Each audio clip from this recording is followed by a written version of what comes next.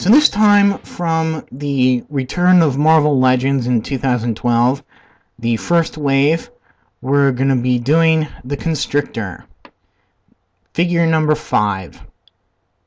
The Constrictor is probably the second most wanted character that I was eager for out of this wave, and particularly because he was a fan-selected figure, I believe. So early on in the Hasbro run of the figures, we were given a look at several prototypes and given a choice between them, and I believe the Constrictor was one of them. But I believe Deadpool and who was the other one that I think it was Deadpool and the Winter Soldier maybe got chosen. Geez, I can't remember who it is. But unfortunately he didn't make the cut, and we did not get him until now. Now the sculpt is pretty nice. I do like it. However, there are some really pretty big things that do not like about the figure, and I think they could have done a little bit better. First of all, his mouth here. While it's a nice sculpt here, he's never had fangs. He was always like a regular person underneath there. And for some reason, they've decided to give him these huge fangs, which is kind of distracting for me. But I guess, I haven't heard many other people complain about that. So just for me, that's kind of off-putting there. And the other thing is that probably everybody's complained about this, but they could have done these little bits of, they could have done these whips, or coils, I should say. They could have done these coils with some bendy plastic in there. Maybe not all the way down, but at least, from here. So you could get a little bit more posability out of these things.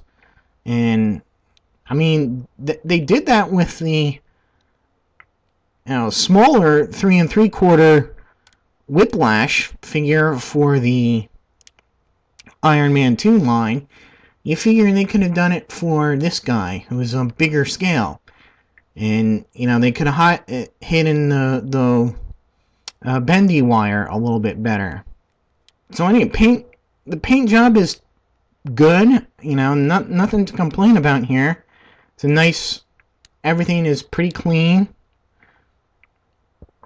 The orange on his suit is very nice. Yeah, the articulation is good too. He's got nice neck articulation. All these guys have very nice head and neck articulation. Go very far down and look all the way up and side to side. That's good on all these figures for the most part. He does go with the arms all the way around. He does have the extra shoulder posability here to bring his shoulders back. His bicep has a swivel. He's got double jointed elbows, and his forearms rotate. Now, you do sacrifice, because of the coils, you do sacrifice any wrist movement or hand movement here. But that's alright. I'm willing to accept that because of the coils. He's got great forward ab crunch here, almost 90 degrees, and he does go back quite a ways. Got waist articulation and nice joints at the hips there, goes in and out from forward, and rotates at the upper thigh. Double knee joints, rotation at the boot here, and his feet go forward, back, and rotate as well. The Constrictor first appeared in The Incredible Hulk number 212 in 1977. And this guy's got kind of an interesting bio in that he's been retconned. And there's a major retcon. Now he starts off, when you first see him in Incredible Hulk number 212, he's just a typical mercenary, and he's been a mercenary for a while, and he's gone by the name of Frank Schlichting. Yes, that's a mouthful. But he's this way because that identity is a cover. And his true identity, that of Frank Payne, Payne, he was a S.H.I.E.L.D. agent, and he was sent undercover as a superhuman agent to infiltrate the criminal organization known as the Corporation. However, a mental breakdown, led him to believe that his cover personality was his true personality. And thus you see him first battle the Hulk. He has no memory of being a S.H.I.E.L.D. agent. And so after encountering the Hulk and being defeated by him, he's often employed by other people as basically just muscle. And so he's superpowered muscle. He's most often employed by Justin Hammer, and finds himself as a part of a group of mercenaries to combat Iron Man on several occasions. What else? He was actually a roommate of Deadpool for a while. Deadpool and I guess, yeah, Deadpool and so he was in Deadpool's book for a while.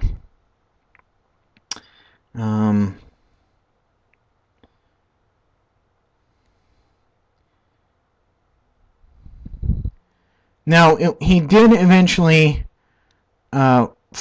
recover his memories as Frank Payne, but for some reason decided to stay a mercenary criminal and not subject his family to, I guess, his criminal activities. It's after a thorough beating at the hands of Hercules, where he ends up in the hospital with many, many injuries, and actually that leads to a lawsuit against Hercules, and a lawsuit that he wins thanks to the help of the She-Hulk, who is a lawyer working for his working for the law firm that he hires, and he becomes a multi-millionaire. And that's first started in Dan Slott's run of the thing That's first started in Dan Slott's run of She-Hulk, and it's carried out into his run on The Thing, the very short run of The Thing, where, Nighthawk actually takes him under his wing when he joins The Thing, and Nighthawk and several other people are kidnapped by Arcade to take part in a murder world scenario, and he basically helps to save people's lives. And so he begins to make this transition to becoming a hero again. And he becomes actually part of S.H.I.E.L.D.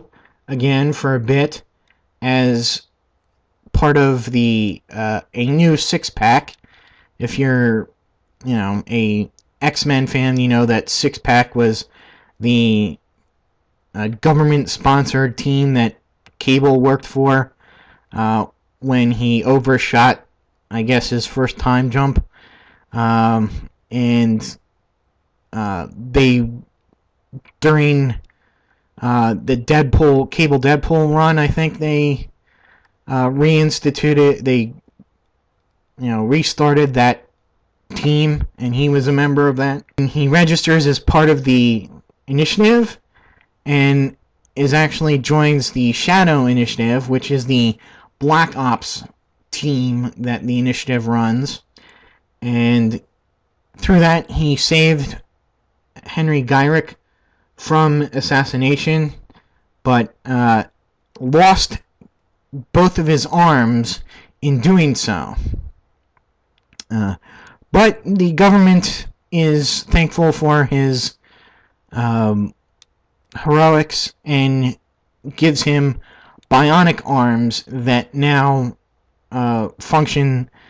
They kind of transform into the coils and transform back into regular looking arms. And through the Initiative, he starts a relationship with Diamondback, who is actually a plant in the Initiative by members of the resistance against the Superhuman Act. The Constrictor finds out and actually keeps silent. He keeps it secret.